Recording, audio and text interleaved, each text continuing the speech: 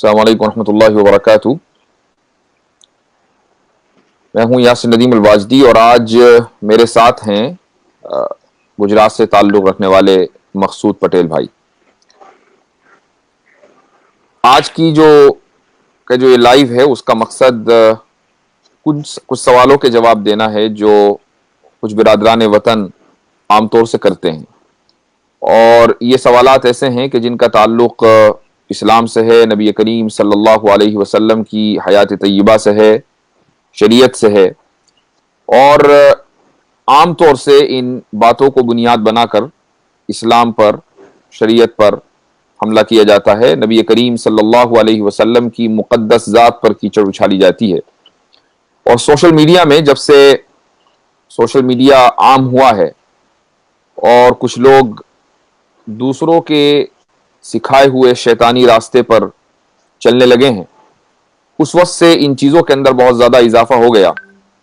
इसलिए ये ज़रूरी है कि कम से कम जो ब्रॉड माइंडेड लोग हैं उनके सामने सही बात आनी चाहिए कि क्या सही है और क्या गलत है। चूँकि ये प्रोपेगेंडे का दौर है, और प्रोपेगेंडे के इस दौर में आप अगर कोई गलत बात भी सोशल मीडिया पर डाल देते हैं तो कई लाख लोग उससे मुतासिर होते हैं, और इस तरीके से हर एक आदमी कई लाख लोगों में से कई लाख लोगों को मुतासिर करता है, और फेक न्यूज़ इसी तरीके से बनती है। तो आज जिस दौर में हम जी रहे हैं उसमें हमें इन मिसकंसेप्शंस को क्लियर करना बेइंतहा ज़रूरी है, और खुसूसन ऐसी मल्टी कल्चरल सोसाइटी में कि जहां एक ही मुल्क में, बल्कि एक ही शहर, एक कस्बे, एक महल्ले में मुसलमान भी बसते हों, गैर मुस्लिम भी बसते हों, गैर मुस्लिमों में हिंदू भी हों, जैन भी हों, सिख भी हों, ईसाई भी हों, मुख्तलिफ धर्मों और मुख्तलिफ कम्युनिटीज़ के लोग बसते हों। तो इसलिए यह ज़रूरी हो जाता है कि इस्लाम का जो पैगाम है वाज़ेह अंदाज में वो सबके सामने आ जाए। हिदायत देना और समझ अता करना ये अल्लाह ताला का काम है। हमारा काम अपने पैगाम को और अपनी बात को सही तरीके से पहुंचा देना है। मकसूद पटेल साहब ने मुझसे राब्ता किया, कल भी वो मेरे साथ लाइव थे कुछ देर के लिए, और कुछ सवालात उन्होंने पूछे। चूंकि आमतौर से उनके फेसबुक पेज पर इस तरह के लोग हैं जो इस्लाम पर दिन रात एतराज़ करते हैं, तो उन्होंने मुझसे कहा कि कुछ मज़ीद सवालात हैं कि जिनका जवाब आना चाहिए। तो इसलिए आज का ये लाइव तय किया गया, और इंशाअल्लाह उम्मीद है कि कोशिश की जाएगी कि उन सवालों का सही तरीके से जवाब दिया जा सके। मैं अक्सर कहा करता हूं जब भी कोई Q&A सेशन होता है कि ये तो मुमकिन है कि मेरे पास उस सवाल का जवाब ना हो, लेकिन ये मुमकिन नहीं है कि इस्लाम के पास उस सवाल का जवाब ना हो। तो इंशाअल्लाह दुनिया का ऐसा कोई क्वेश्चन आज तक आया नहीं है कि जिसका जवाब इस्लाम ने नहीं दिया है। इस्लाम जब से है इस दुनिया में, और रोज़े अव्वल से है, पहले दिन से है, और आखिरी दिन तक, जब तक इस दुनिया की उम्र है उस दिन तक इस्लाम इंशाअल्लाह मुख्तलिफ सवालों का जवाब देता रहेगा। तो मैं दरख्वास्त करूंगा कि वो अपने सवालात रखें, और इंशाअल्लाह मैं कोशिश करूंगा कि उनका सही तरीके से जवाब दिया जाए। अस्सलाम वालेकुम सभी दोस्तों को, बिस्मिल्लाहिर्रहमानिर्रहीम। तो जैसे मुफ्ती साहब ने कहा कि कुछ इस तरीके से एतराजात किए जा रहे हैं, कुछ हमारे दोस्त है हम वतन गैर मुस्लिम जो इस तरीके से सवाल पूछते रहते हैं और उसको लिए तर्क कुतर्क देते रहते हैं। तो मुझे ऐसे लगा कि मैं बाय प्रोफेशन इंजीनियर हूँ, पर मैं ना मुफ्ती हूँ, ना कारी हूँ, ना मुझे दीन का इल्म है। तो बेशक जैसे हमें जिस्मानी कोई प्रॉब्लम होती है तो हम डॉक्टर के पास जाते हैं, ऐसे रूहानी प्रॉब्लम हो तो हमें मुफ्ती साहब हमारे डॉक्टर है, जो आलिम दीन हमारे डॉक्टर है। तो इसी तरीके से जब कुछ मेरे दोस्तों ने, हम वतन मेरे हिंदू भाइयों ने मेरे से कुछ सवाल किए हैं इस्लाम के मुतालिक, रसूलुल्लाह सल्लल्लाहु अलैहि वसल्लम की जात के मुतालिक, तो बेशक मेरा जो इल्म था वो काफी उसके लिए लिमिटेड था। तो मैंने मुफ्ती साहब का रास्ता किया और मुफ्ती साहब को मैंने ये क्वेश्चन मैंने कहा कुछ है, मुफ्ती साहब ने मुझे समय दिया, टाइम दिया। तो मुफ्ती साहब आपका ही बहुत बहुत आभारी हूँ। तो हम क्वेश्चन की ओर आगे चलते हैं। मुफ्ती साहब एक मेरे दोस्त है और नेशनल चैनल्स पर भी काफी डिबेट कर चुके हैं, और कुछ राइट विंग्स से वो ताल्लुक रखते हैं। खुराना जी है, सुदर्शन न्यूज और एबीपी न्यूज पे भी आ चुके हैं। तो उन्होंने कहा कि इस्लाम के अंदर से दावा और उम्मा یہ جو کانسیپٹ ہے اگر یہ نکل جائے تو جتنی جیسے جہاد جیسی یا ٹیررزم جیسی جو ہمارے سماج میں جو ناسور ہے وہ ختم ہو جائے. تو پہلے سب سے پہلے اب ہمیں یہ بتائیے, مجھے بھی اور ہمارے جو دیکھنے والے دوست ویورز ہیں ان کو بھی آپ ایجوکیٹ کیجئے کہ واٹ از دا امہ اینڈ واٹ از دا دعویٰ, اور یہ دو کیا چیز ہے جو اسلام کو یہ اگر صحیح میں مطلب اس میں سے اسلام میں سے یہ چیز کو نکال لیا جائے تو صحیح میں ٹیررزم ختم ہو جائے گا. تو اس پہ آپ تھوڑا قرآن و حدیث کی روشنی میں فوکس کیجیے. آپ دیکھیے مقصود بھائی, افسوس یہی ہوتا ہے کہ جو لوگ ہمارے چاہے وہ ہندو طبقے سے تعلق رکھتے ہوں یا مسلم طبقے سے تعلق رکھتے ہوں, ٹی وی چینلوں پر جاتے ہیں, ان کے پاس معلومات کچھ نہیں ہوتی, وہ سنی سنائی باتوں کے اوپر یقین کرتے ہیں. اب یہ جو کھنانا جی آپ نے مثال دی, ان کی بات ذکر کی ہے, یہ جو اعتراض ہے یہ انہوں نے معلوم ہے آپ کو کہاں سے لیا ہے؟ یہ اعتراض انہوں نے لیا ہے تاریخ فتح سے. تاریخ فتح اس ملک میں آیا, ہندوستان میں آیا, اس نے 1 سال تک یہاں پر زہر گھولا, لوگوں کو الٹی سیدھی باتیں سکھائیں, اور جو پہلے سے لوگ نفرت کا شکار تھے مسلمانوں کے تعلق سے, ان کو لگا کہ شاید ہمارے ہاتھ کوئی خزانہ آ گیا ہے, ہمیں یہ سب چیزیں نہیں پتا تھی, حالانکہ وہ جھوٹ بول کر ان کو الٹی سیدھی باتیں سکھا کر چلا گیا. تو اب وہ تو چلا گیا, اور اس کے جو شوز ہیں یوٹیوب کے اوپر اور جو الٹی سیدھی باتیں تھی وہ باقی رہ گئیں, تو یہ وہاں سے اس کی ویڈیو دیکھتے ہیں اور اس کے بعد آ کر اعتراض ٹھوک دیتے ہیں. تو یہ بات اصل میں سب سے پہلے اس نے چلائی تھی کہ اسلام میں امہ کا ایک کانسیپٹ ہے. اچھا, اس کانسیپٹ میں ہے, ٹھیک ہے, بات یہاں اگر رک جاتی تو اس میں کوئی حرج نہیں تھا. اب اس نے اس کو دوسری چیز سے لنک کیا, وہ یہ کہ جو ٹیررزم ہے وہ اس امہ کے کانسیپٹ کی وجہ سے پھیل رہی ہے. حالانکہ امت کے کانسیپٹ ہونے کا کیا مطلب ہے؟ امت کا مطلب یہ ہے کہ دنیا میں جتنے بھی مسلمان ہیں وہ ایک دوسرے کے دینی بھائی بہن ہیں. اس کے علاوہ اس کا کیا مطلب ہے؟ اور اگر کسی مسلمان کو کوئی پریشانی کسی دوسرے ملک میں ہوتی ہے, میں امریکہ میں ہوں, اگر مجھے خدا نخواستہ کوئی پریشانی ہے تو میرے جو مسلمان دینی بھائی ہندوستان میں ہیں, پاکستان میں ہیں, ان کو فطری طور پر اس کا رنج ہونا چاہیے. یا اسی طریقے سے اگر کوئی آدمی ملیشیا میں ہے, اس کو کوئی تکلیف ہے تو ہمیں اس کے رنج میں, اس کی غم میں ہمیں شرکت کرنی چاہیے. یہ امہ کا کانسیپٹ ہے. حدیث میں نبی کریم صلی اللہ علیہ وسلم کا ارشاد ہے کہ پوری جو امت ہے وہ ایک جسم کے مانند ہے, کہ اگر ایک عضو کے اندر, ایک باڈی پارٹ میں اگر کہیں تکلیف ہوتی ہے تو پورا جسم ایسا نہیں کہ بے سکون یعنی سکون کے ساتھ رہے, بلکہ وہ بے سکونی محسوس کرتا ہے.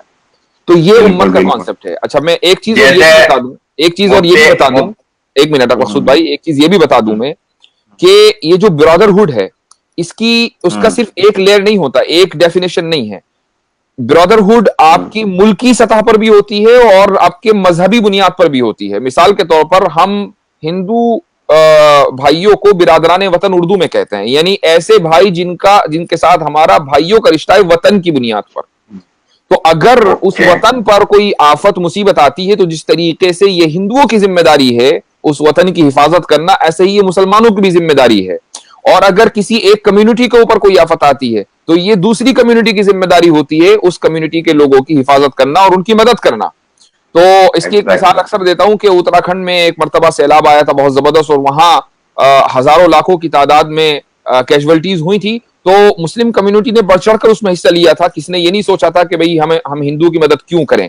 کیوں؟ اس لیے کہ جو تعلق جو رشتہ ہے ان لوگوں سے وہ وطن کی بنیاد پر برادرہڈ کا رشتہ ہے. اور پھر ہمارا جو رشتہ پوری کائنات میں جتنے بھی پوری دنیا میں مسلمان پھیلے ہوئے ہیں ان سے دینی رشتہ ہے. اور ہر کمیونٹی کے اندر ایسا ہوتا ہے, عیسائی کا بھائی ہے دینی بنیاد پر, ہندو کا بھائی ہے دینی بنیاد پر, جینی کا بھائی ہے دینی بنیاد پر. تو امت کا جو کانسیپٹ ہے وہ ہر جگہ ہے.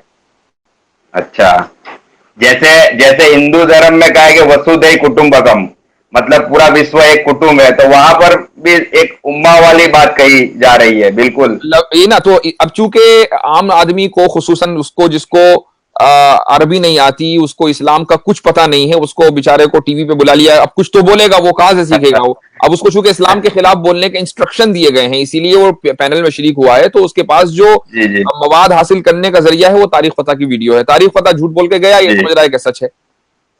تاریخ فتح کے بارے میں مفتی صاحب ایک بات بول دوں کہ اسے اس کے وطن سے نکال دیا گیا ہے, تو وہ یہاں کی ناگرکتا لینے کے لیے, یہاں کی سٹیزن شپ لینے کے لیے وہ چاٹو کاریتا کر رہا ہے, چاہے پھر وہ औरंगजेब नाम का रोड बदल के एपीजे अब्दुल कलाम रखने की बात हो या और बहुत सारी बातें हो। उसका जिक्र छोड़िए, वो किस्सा पानी ना बन चुका। अल्हम्दुलिल्लाह बहुत से अच्छा लोग से कोशिश की जी। अच्छा मुफ्ती साहब, दावत वाली जो है, जो दावा, वो क्या है? मतलब आपने उम्मा तो समझा दिया, अब दावा भी समझा दीजिए। दावा का मतलब ये है कि हम ये समझते हैं, हमारा ये ईमान है कि हमारे पास जो पैगाम है वो अल्लाह सुब्हानहू व तआला की तरफ से, जो कुरान की शक्ल में हमारे पास आया है, वो अल्लाह सुब्हानहू व तआला की तरफ से पैगाम आया है। ये हिदायत की किताब है और ये हमारी जिम्मेदारी है कि हम उस हिदायत के पैगाम को, किताब को अपने इस दुनिया में बसने वाले जितने भी लोग हैं सब तक पहुंचाएं। अगर हम उन तक ये पैगाम नहीं पहुंचाएंगे तो ये हमारा फेलियर है, हम जिम्मेदार होंगे। ठीक है, सिर्फ इतना मतलब है दावत का। ये जरूरी नहीं है कि हम कुरान को किसी के ऊपर नाफिज कर देंगे, किसी के ऊपर थोप देंगे और यानी तलवार के जोर के ऊपर उसको फैलाएंगे, ऐसा नहीं है।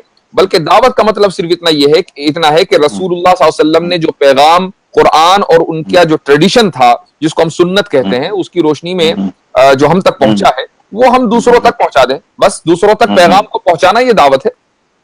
बिल्कुल समझ गया मुफ्ती साहब। तो दूसरे को मतलब हक बात पहुंचाना ही दावत है। तो जब दावत की बात आती है तो उसके साथ फिर एक मेरा दोस्त है, सोशल मीडिया पर काफी फेमस है और तर्क उतर्क करता रहता है।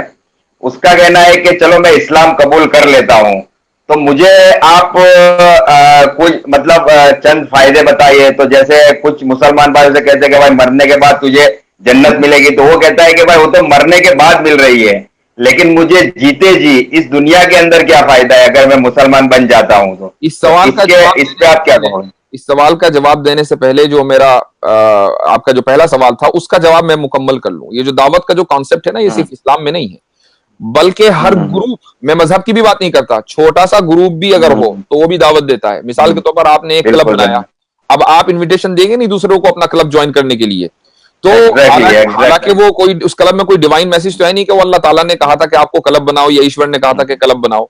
ठीक है, एक पॉलिटिकल पार्टी है तो क्या लोगों के लिए मेंबर साजी नहीं करती है वो अपने पॉलिटिकल पार्टी ज्वाइन कराने के लिए? बिल्कुल। और हमारे, अब आइए मजहब, हमारे गुजरात में, जी गुजरात में, एक मिनट मुफ्ती साहब, हम लोग एक बार जमात में गए थे तो आदिवासी इलाके, मतलब जंगल इलाके में, तो वहां पर क्रिश्चियन मिशनरीज भी दावत दे रही थी ईसाइयत की। तो दावत तो हर मजहब में है। चलिए, अब ये तो चूंकि कुछ लोगों को क्रिश्चियंस और मुस्लिम्स दोनों से प्रॉब्लम है, तो अब आ जाइए हिंदुइज्म के ऊपर। क्या हिंदुइज्म में दावत नहीं दी जाती है? क्या लोगों को नहीं कहा जाता हिंदू बनने के लिए? मैं मिसाल देता हूं, योगा मसलन।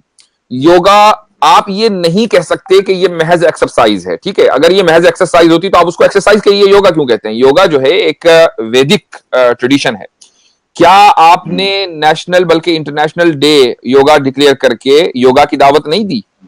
तो हालांकि हम किसी दावत के खिलाफ नहीं है, आपकी दावत के अंदर अट्रैक्शन है, लोग उसको कबूल करेंगे। हमारी दावत में अट्रैक्शन है तो हमारी दावत कबूल करेंगे। तो अब किसी की ये कहना कि नहीं आप तो दावत नहीं दे सकते, आप अपना पैगाम नहीं फैला सकते, हम अपना पैगाम फैलाएंगे, ये कंप्लीटली अनकॉन्स्टिट्यूशनल और नॉनसेंस बात है।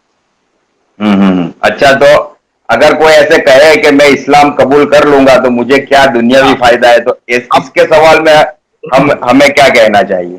इस सवाल का जवाब यह है कि इस्लाम दुनियावी फायदे के लिए नहीं आया। ठीक है, इसका मतलब हरगिज ये नहीं है कि इंसान को दुनियावी फायदा मिलेगा नहीं, लेकिन अगर वो सोचे कि भाई मैंने आज कलमा पढ़ लिया, अब कल से मेरा बैंक बैलेंस हाई हो जाना चाहिए और कल से जो है मेरे पास जबरदस्त प्रॉपर्टी होनी चाहिए, और अगर मेरी शादी नहीं हुई तो शादी भी हो जानी चाहिए, बच्चे नहीं तो बच्चे भी, ये इन सब का इस्लाम न दावा करता न प्रॉमिस करता। हाँ, इस्लाम ने हमें एक दुआ सिखाई और वो दुआ ये है कि रब्बना आतिना फिद दुनिया हसना व फिल आखिरति हसना। हम इस दुआ को दिन में कई मरतबा पढ़ते हैं, और मतलब ये कि बाज़ रिवायतों में, हदीसों में आया है कि नमाज में आखिर में जब आप नमाज खत्म करने वाले हों तो उस वक्त अत्तहियात पढ़ने के बाद ये दुआ भी पढ़नी चाहिए, दुरूद पढ़ने के बाद। इस दुआ का क्या मतलब है कि अल्लाह हमें दुनिया में अच्छाई दे और हमें आखिरत में अच्छाई दे। अब दुनिया की अच्छाई क्या है? दुनिया की अच्छाई वही है जो दुनिया के एतबार से है। अगर आपके पास पैसे का मतलब अच्छाई है, इकोनॉमिक ग्रोथ अच्छाई है, अगर आप एजुकेशन अच्छाई है, तो ये सब की दुआ हम मांगते हैं।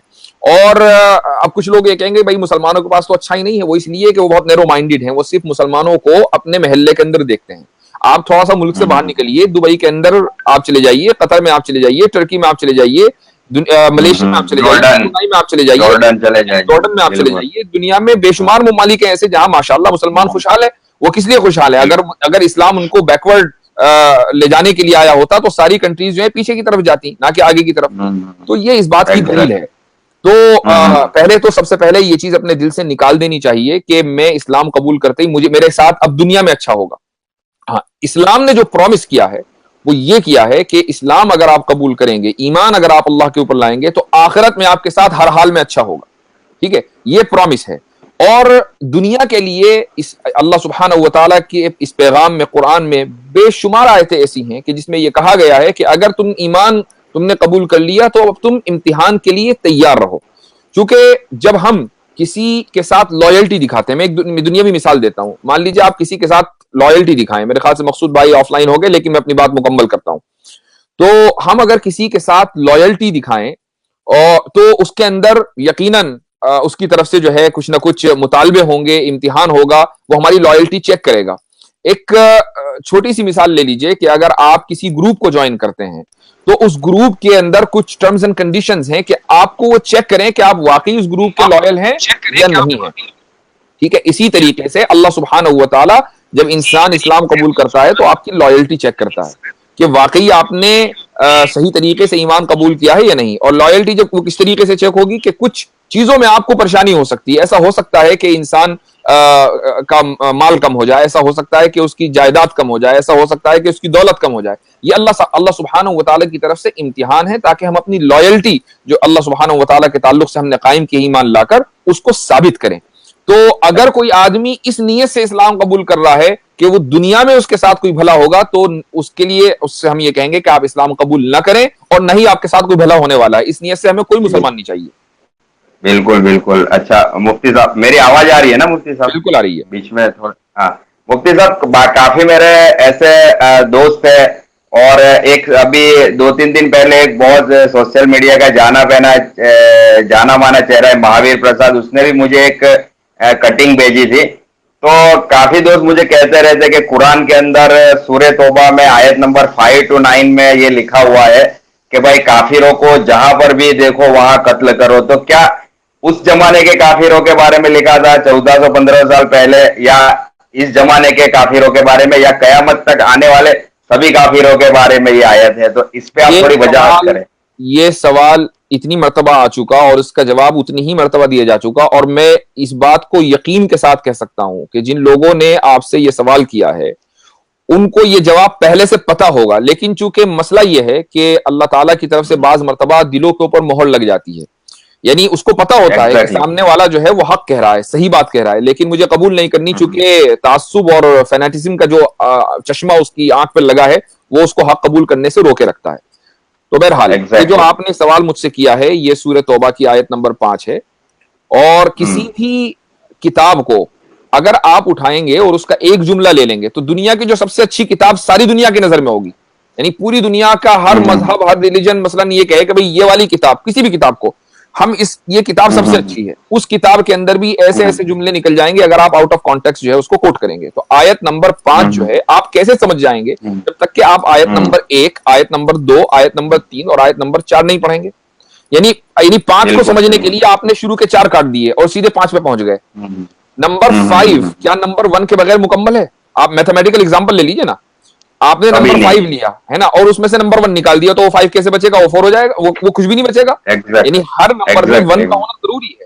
تو آپ آیت نمبر 5 کو سمجھنے کے لیے آیت نمبر 1 سے شروع کریں گے نا. تو آیت نمبر 1 کا تعلق کس چیز سے ہے اس کو سمجھنا ضروری ہے کہ محمد صلی اللہ علیہ وسلم نے ہجرت کے بعد جب آپ مدینہ تشریف لے آئے اور اس کے بعد بلکہ کچھ سالوں کے بعد ایک ٹریٹی ہوئی جس کو ہم حدیبیہ کہتے ہیں، جو سن یعنی 6 سال کے بعد ہوئی آپ صلی اللہ علیہ وسلم کی ہجرت کرنے کے بعد. اس ٹریٹی کی روشنی میں وہ پیس ٹریٹی تھی، اس کی روشنی میں یہ تھا کہ پورے جو عرب کے جو قبائل ہیں، ٹرائبز ہیں، ان کے درمیان ایک معاہدہ ہو گیا کہ سب لوگ آپس میں امن کے ساتھ رہیں گے، صلح کے ساتھ رہیں گے، کوئی جنگ نہیں ہوگی. لیکن وہ دشمنوں کی طرف سے اس معاہدے کو توڑ دیا گیا اور اس کے نتیجے میں 2-2.5 سال کے بعد مکہ فتح ہوا. چونکہ معاہدہ دوسروں کی طرف سے توڑا گیا تھا، یہ ایک ہسٹوریکل فیکٹ ہے، یہ کسی نے گڑھا نہیں ہے.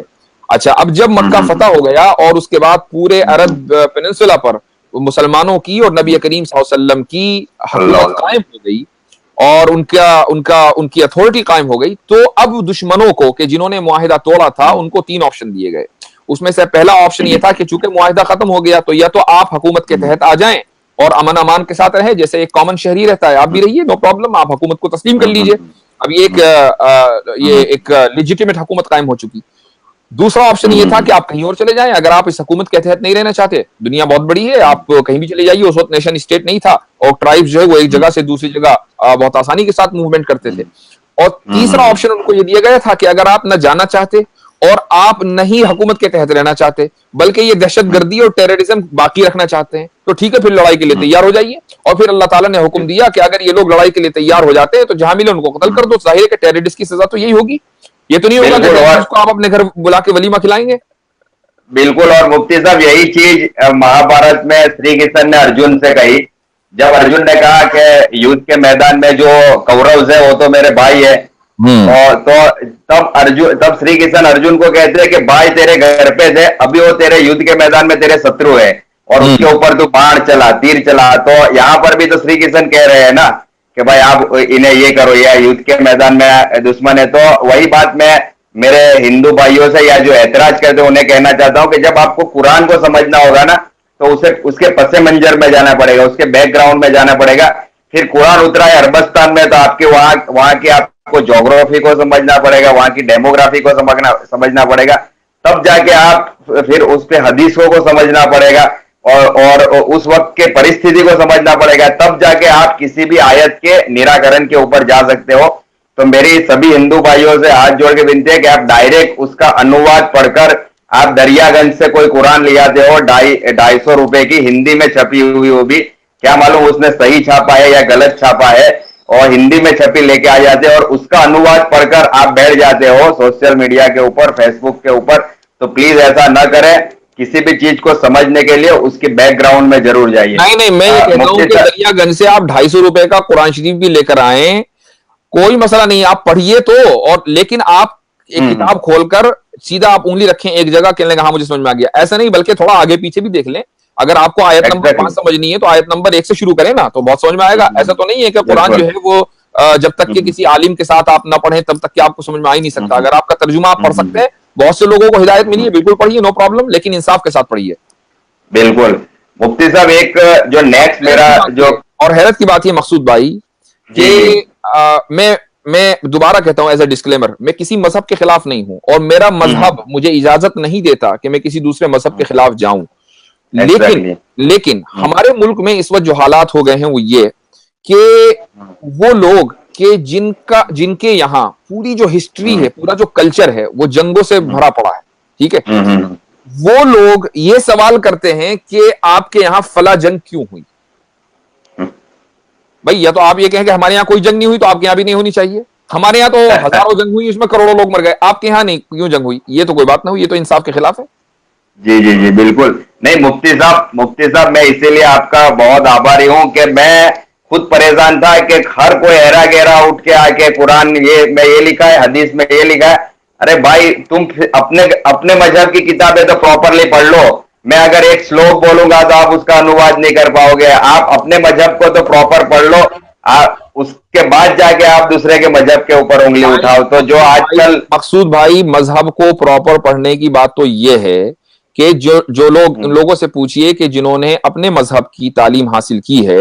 میرے پاس ایک کتاب ہے اور یہ کتاب جو ہے پنڈت وید پرکاش اپادھیائے کی ہے. انہوں نے اپنی کتاب میں ایک کوٹ لکھا ہے جو اتھروید کا ہے، چیپٹر نمبر 2 اور ورس نمبر 127، ٹھیک ہے. اس کا میں ترجمہ سنا رہا ہوں آپ کو. اس ترجمہ سنیے، وہ یہ ہے کہ لوگوں سنو، محمد کو، اچھا محمد کا جو لفظ آیا ہے وہ آیا ہے اس میں کیا کہنا چاہیے، ویدوں میں تقریباً 31 جگہ، 31 جگہ جو ہے وہ ویدوں میں آپ صلی اللہ علیہ وسلم کا تذکرہ آیا ہے. اور محمد کا جو لفظ جو ترجمہ ہے انگلش میں وہ پریز ورتی ہے، تو سنسکرت میں بھی وہ لفظ استعمال ہوا ہے، پریز وردی. تو اس لیے وید کے اندر یہ ہے کہ لوگوں سنو، محمد کو لوگوں کے درمیان بھیجا جائے گا، اس ہجرت کرنے والے کو ہم 60,090 دشمنوں سے اپنی پناہ میں لیں گے، اس کی سواری اونٹ ہوگی، ٹھیک ہے. جس کے ساتھ 20 اونٹنیاں ہوں گی، جس کی عظمت آسمانوں کو بھی جھکا دے گی، اس عظیم رشی کو 100 دینار، 10 مالائیں، 300 گھوڑے اور 10,000 گائیں عطا کی گئی ہیں، دی گئی ہیں۔ اب پنڈت وید پرکاش اپادھیائے کا انٹرپریٹیشن سنیے آپ۔ وہ یہ لکھتے ہیں کہ 100 دینار سے مراد ہیں 100 اسٹوڈنٹس جو آپ صلی اللہ علیہ وسلم کے پاس دن رات بیٹھ کر تعلیم حاصل کرتے تھے۔ 10 مالاؤں سے مراد وہ 10 صحابہ اور کمپینینز ہیں جن کو دنیا میں جنت کی بشارت دے دی گئی تھی، اور 300 گھوڑوں سے مراد جنگ بدر میں 300 مجاہدین ہیں، اور 10,000 گایوں سے مراد وہ 10,000 کمپینینز ہیں جو آپ صلی اللہ علیہ وسلم کے ساتھ مکہ فتح کرنے کے لیے گئے تھے۔ یہ میں نہیں کہہ رہا ہوں، یہ پنڈت وید پرکاش اپادھیائے کہہ رہے ہیں۔ تو بھائی آپ اپنی مذہب کی کتابیں پڑھیں، آپ کو پتا چلے گا کہ حق کیا ہے۔ بالکل بالکل، اور بہت ساری کتابوں میں، بہت سارے ویدوں کے اندر اور پرانوں کے اندر آپ صلی اللہ علیہ وسلم کے لیے کل کی اوتار بھی بتایا گیا ہے۔ اور جیسے گیتا کا ایک دم مشہور جو سلوک ہے، یدا یدا ہی دھرمسیو گلانین بھونسو بھارتی، مطلب جب جب دنیا کے سماج کے اندر بگاڑ آتا ہے تو ہم اس بگاڑ کو، اس اندھکار کو مٹانے کے لیے ہم ایک ہدایت روپی ایک پرکاش کو، ایک لائٹس کو، ایک نور کو ہم دنیا میں بھیجتے ہیں۔ تو بے شک جب جب دنیا میں بگاڑ آیا ہے تو کوئی نہ کوئی ایشور کا، اللہ کا دودت، جسے پیغمبر کہہ دو، پیغمبر کے روپ میں اس دنیا میں آیا ہے۔ مفتی صاحب میری آواز آ رہی ہے؟ آپ کی آواز آ رہی ہے۔ میں کچھ کامنٹس دیکھ رہا ہوں، اور کامنٹس میں اپنے تمام بھائیوں سے، چاہے وہ مسلمان بھائی ہوں، ہندو بھائی ہوں، ایک ریکویسٹ کرنا چاہوں گا کہ جب آپ اس طرح کی کوشچن آنسر، اس طرح کی ڈیبیٹ دیکھیں تو پلیز اس کو صحیح سے سنیں۔ آپ کی گالیوں سے کسی پر کوئی فرق نہیں پڑتا، صرف آپ کی تربیت کا پتہ چلتا ہے۔ ایسا لگتا ہے کہ آپ کے والدین، آپ کے جو پیرنٹس ہوں گے، انہوں نے تو بہت کوشش کی ہوگی آپ کی تربیت اچھی کرنے کے لیے، کیوں آپ ان کو فیل دکھانا چاہتے ہیں؟ کیوں آپ لوگوں کو بتانا چاہتے ہیں کہ ہمارے پیرنٹس نے ہماری اچھی تربیت نہیں کی؟ تو آپ اپنے پیرنٹس کا خیال کریں۔ مفتی صاحب یہ لوگوں نے گالیوں میں پی ایچ ڈی کی ہے، ایسے لوگوں کو تو معافی کر دو۔ ہم ایسے لوگوں، ہمیں اس سے کوئی فرق نہیں پڑتا، ہمیں اس سے کوئی فرق نہیں پڑتا۔ میں صرف سب کو ایک پیغام دینا چاہتا ہوں کہ پولائٹلی اگر آپ سنیں گے تو آپ کو چلیے کوئی فائدہ نہیں ہو رہا ہے، لیکن دوسروں کو فائدہ تو ہو رہا ہے۔ ایگزیکٹلی، نہیں وہ یہ ان کو نہ سننا ہے، وہاں یہاں آگے صرف گالی بکنی ہے، نہ سمجھنا ہے۔ تو ایسے لوگوں کے لیے تو بس مطلب دعا ہی کر سکتے ہیں۔ اور ان کو گالی بولنے تو گالی پہ انہوں نے پی ایچ ڈی کی ہے، اور یہ ان کا سنسکار بتا رہا ہے۔ تو ہم آگے بڑھتے ہیں۔ مفتی صاحب ایک بہت ہی فیمس اعتراض ہے، کچھ ہمارے ہم وطن بھائیوں کے لیے، بھائیوں نے ہمیں بار بار مجھے اس بات کے اوپر مجھے بار بار کہتے ہیں، اور یقیناً آپ مطلب میں خود اس کے اوپر کبھی کبھی بیک فٹ پہ چلا جاتا ہوں، میں مطلب بالکل کھلے دل سے اس کو ایکسپٹ بھی کرتا ہوں۔ تو آپ مجھے بھی اس کے اوپر مطلب آپ سیٹسفائی کیجئے، اور میرے جیسے بہت سارے مسلمز ہوں گے جن کے لیے بے شک یہ سوال کا جواب ہے، وہ بالکل ایک ٹونک ثابت ہوگا۔ تو آپ صلی اللہ علیہ وسلم کے کیریکٹر پہ اس چیز کو جوڑ دیا جاتا ہے کہ جیسے بخاری شریف کی ایک حدیث ہے کہ ماں عائشہ صدیقہ رضی اللہ تعالی عنہما کا جو نکاح ہے وہ 6 سال کی عمر میں ہوا ہے، اور رخصتی 9 سال کی عمر میں ہوئی ہے ان کی۔ تو کہتے ہیں کہ بھائی 9 سال کی عمر ایک نابالغ عمر ہوتی ہے، اور اس میں آپ کے پیغمبر نے کیسے شادی کر لی؟ تو یہ ایک بہت ہی فیمس اور بہت ہی مطلب بے تکا اس طریقے کا سوال لوگ رکھتے ہیں۔ تو مجھے تو بہت مطلب دکھ بھی ہوتا ہے، لیکن میں چاہتا ہوں کہ آپ اس کا ایسا جواب آپ دیجئے کہ میں بھی مطمئن ہو جاؤں، اور ہمارے جو ویورز ہیں ان کے بھی سمجھ میں آئے، اور آگے سے کوئی اس طریقے کا سوال کرے تو انہیں ہم جواب بھی دے سکیں۔ دیکھیے ایسا ہے کہ جو لوگ یہ اعتراض کرتے ہیں نا کہ آپ صلی اللہ علیہ وسلم نے حضرت عائشہ صدیقہ رضی اللہ عنہا سے نکاح کیا 6 سال کی عمر میں، اور رخصتی حضرت عائشہ کی ہوئی 9 سال کی عمر میں، جو یہ اعتراض کر رہے ہیں، مقصود بھائی چلے گئے لیکن میں اپنی بات مکمل کرتا ہوں، تو جو یہ لوگ اعتراض کر رہے ہیں وہ دراصل آپ صلی اللہ علیہ وسلم کی شخصیت پر ہی اعتراض نہیں کر رہے ہیں۔ کان کھول کر سن لیں، وہ رام جی کے اوپر بھی اعتراض کر رہے ہیں، اور لکشمن جی کے اوپر بھی اعتراض کر رہے ہیں۔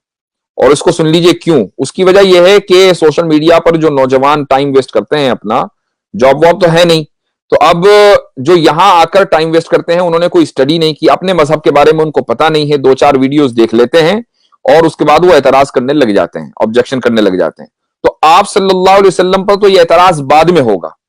یہ اعتراض آپ پہلے رام جی پر کر رہے ہیں اور اس کے ساتھ ساتھ آپ لکشمن جی پر کر رہے ہیں. اور میں جو یہاں آپ کو جواب دینے والا ہوں اس جواب سے آپ نہ صرف یہ کہ ہم آپ صلی اللہ علیہ وسلم کا دفاع اور ڈیفینڈ کریں گے بلکہ رام جی اور لکشمن جی کو بھی ڈیفینڈ کریں گے. یہ بھی سن لیجئے.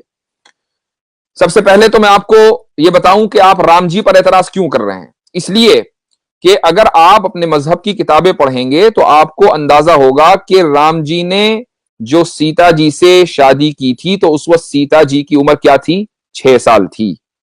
ٹھیک ہے. کیسے؟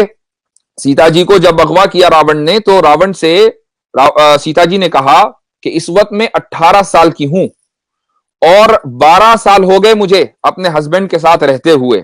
آپ جب ذرا یہ کیلکولیٹ کریں گے تو آپ کو پتا چلے گا کہ سیتا جی نے جس وقت شادی کی تھی تو سیتا جی کی عمر کیا تھی؟ 6 سال رام جی سے. ٹھیک ہے. اچھا اب آئیے لکشمن جی کے پاس. لکشمن جی کی بیوی کا نام کیا تھا؟ ارملا.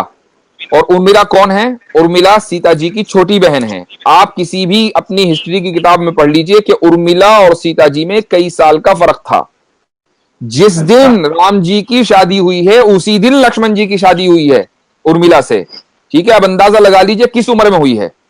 تو یہ جو اعتراض آپ صلی اللہ علیہ وسلم کے اوپر ہوتا ہے یہ پہلے اعتراض رام جی کے اوپر ہوتا ہے, پہلا اعتراض لکشمن جی کے اوپر ہوتا ہے. اب میں آپ کو بتاتا ہوں کہ ہم کیسے ڈیفینڈ کریں گے ان تینوں کو. میں نے اعتراض نہیں کیا, یہ اعتراض مسلمان کی طرف سے نہیں ہے, ہم ڈیفینڈ کرنے کے لیے آئے ہیں. اس لیے کہ ہمارے نزدیک جتنے بھی مذہب کی مقدس شخصیات ہیں وہ سب مقدس ہیں. ایگزیکٹلی. ٹھیک ہے. ہم کسی کے اوپر کیچڑ اچھالنا نہ ہمارے مذہب نے سکھایا ہے اور نہ ہم یہ کبھی رہتی دنیا تک کر سکتے ہیں. بالکل. اسلام تو کہتا ہے لکم دینکم, مطلب آپ کو آپ کا دین مبارک ہے. وہ اپنی جگہ ہے, لیکن اسلام یہ کبھی نہیں کہہ سکتا کہ فلاں مذہب کے لوگوں کی یا فلاں مذہب کی مقدس شخصیات اور جو رشی ہیں اور جو سینٹ لوگ ہیں ان کی آپ بے عزتی کریں, ان کو پر اعتراض کریں. یہ پاسبل ہی نہیں اسلام کی, اور جو یہ کام کرتا ہے وہ سچا مسلمان ہو ہی نہیں سکتا. اب میں آپ کو بتاتا ہوں کہ ہم تینوں کا ڈیفینڈ کیسے کریں گے. دیکھیے جو بات ہے وہ یہ کہ اسلام میں شادی کی جو یعنی جو رول ہے وہ یہ ہے کہ مرد اور عورت دونوں جسمانی طور پر فٹ ہوں, فزیکلی فٹ ہوں, مینٹلی فٹ ہوں. ٹھیک ہے. اس کے لیے کوئی ایج متعین نہیں ہے. یہ فزیکل فٹ ہونا کسی بھی ایج میں ہو سکتا ہے. یہ ڈیپینڈ کرتا ہے کہ وہ لوگ کس علاقے سے تعلق رکھتے ہیں اور کس زمانے میں رہتے ہیں. مثلا آج اگر آپ میڈیکل سائنس کو دیکھیں تو آپ کسی بھی ڈاکٹر سے پوچھئے, اگر کوئی لڑکی آج کے دور میں 9 سال کی عمر میں فزیکلی فٹ ہو رہی ہے, ٹھیک ہے, تو وہ ڈاکٹر کے لیے کوئی حیرت کی بات نہیں ہے. یعنی کوئی حیرت کی بات نہیں ہے. ہو سکتا ہے فزیکلی فٹ ہو, مینٹلی فٹ ہو, اور اچھا آئے دن ایسا ہوتا رہتا ہے. ہاں, اگر 9 سال سے کم عمر میں وہ فزیکلی فٹ ہو رہی ہے, یعنی اور فزیکلی فٹ ہونے کا کیا مطلب ہے, اس کو مینسٹریشن آ رہے ہیں, اس کو منتھلی سائیکل شروع ہو رہا ہے. ٹھیک ہے. تو اب وہ ڈاکٹر کے لیے ایک فکر کی بات ہوگی بھائی اتنی جلدی یہ کیسے ہو رہا ہے. ایک بات. آپ اب آئیے سائنس میں, جو ممالک اور جو علاقے ایکویٹر سے قریب ہیں وہاں پر جو لڑکیاں ہیں وہ جلدی فزیکلی فٹ ہوتی ہیں, ان کو جلدی مینسٹریشن آتا ہے. ٹھیک ہے. سعودی عربیہ کا جو علاقہ ہے وہ ایکویٹر کے اوپر ہے بالکل, تو وہاں پر جو لڑکیاں ہیں وہ جلدی فزیکلی فٹ ہو جاتی ہیں, مینٹلی فٹ بھی ہو سکتی ہیں. ٹھیک ہے. اب اسلام میں جو آپ کا جو ووٹنگ ایج ہے وہ میٹر نہیں کرتی کہ آپ ووٹ ڈالنے کے لیے کس عمر میں آپ ایلیجیبل ہوں گے. ٹھیک ہے. انڈیا میں ووٹ ڈالنے کے لیے آپ ایلیجیبل ہیں 18 سال کی عمر میں لڑکی. ٹھیک ہے. 18 سال سے کم عمر میں آپ شادی کریں گے تو کیا ہوگا؟ انلیگل ہے کہ لیگل ہے, مجھے بتائیے. انلیگل ہے. انلیگل ہے. ٹھیک ہے. اب آ جائیے آپ امریکہ میں. امریکہ میں جو ہے شادی کرنے کی جو عمر ہے وہ کیا ہے؟ 16 سال. اچھا. ٹھیک ہے. امریکہ میں جو صوبے ہیں 50 تقریباً, ان میں ایک صوبہ ہے ٹیکسس. ٹیکسس میں آپ چلے جائیے, وہاں پر شادی کرنے کی جو منیمم ایج ہے 14 سال. رومن ایمپائر میں چلے جائیے, اسلام سے پہلے, ٹھیک ہے, آپ صلی اللہ علیہ وسلم سے پہلے, تو وہاں پر شادی کرنے کی منیمم ایج تھی, ایوریج ایج, منیمم نہیں ایوریج ایج تھی 12 سال. اور جو شریفوں کے گھر کی لڑکیاں ہوتی تھیں وہ اور کم عمری میں شادی کر لیتی تھیں. حضرت مریم علیہ الصلوۃ والسلام جب پریگننٹ ہوئی حضرت عیسیٰ سے, تو اس وقت حضرت مریم کی عمر کتنی تھی؟ 13 سال. ٹھیک ہے. اب آپ آئیے چائنا میں جو منیمم ایج ہے لڑکی کی شادی کرنے کی وہ ہے 21 سال. اچھا. اب ایک لڑکی انڈیا کی ہے, اس نے 18 سال کی عمر میں شادی کی, جا کے چائنا میں سیٹل ہو گئی, تو چائنا کے اعتبار سے تو وہ فزیکلی ایبل ہی نہیں ہے شادی کرنے کی. تو اس کا مطلب یہ ہوا کہ ہر ملک کا اپنا اپنا الگ قانون ہے. اسلام کا قانون یہ ہے کہ لڑکی فزیکلی اور مینٹلی ایبل ہونی چاہیے. حضرت عائشہ رضی اللہ عنہا 9 سال کی عمر میں فزیکلی اور مینٹلی ایبل ہو گئی تھی, جس طریقے سے سیتا جی 6 سال کی عمر میں ہو گئی تھی. ٹھیک ہے. اب جب آپ صلی اللہ علیہ وسلم کی, اچھا ایک چیز اور, کچھ لوگ یہ کہتے ہیں نبی کریم صلی اللہ علیہ وسلم کی شان میں گستاخی کرتے ہوئے کہ العیاذ باللہ آپ پیڈوفائل تھے. پیڈوفائل ایک ٹرم ہے, اس کا مطلب یہ ہوتا ہے کہ وہ لوگ جو سیکشولی مائنر سے اٹریکٹ ہوں. ٹھیک ہے. میں یہ پوچھتا ہوں کہ اگر خدا نخواستہ العیاذ باللہ 100 مرتبہ اگر اس الزام میں ذرہ برابر بھی کہیں حقیقت ہوتی, تو آپ صلی اللہ علیہ وسلم 6 سال کی عمر میں حضرت عائشہ سے نکاح کرنے کے بعد 3 سال انتظار کیوں کرتے بھائی؟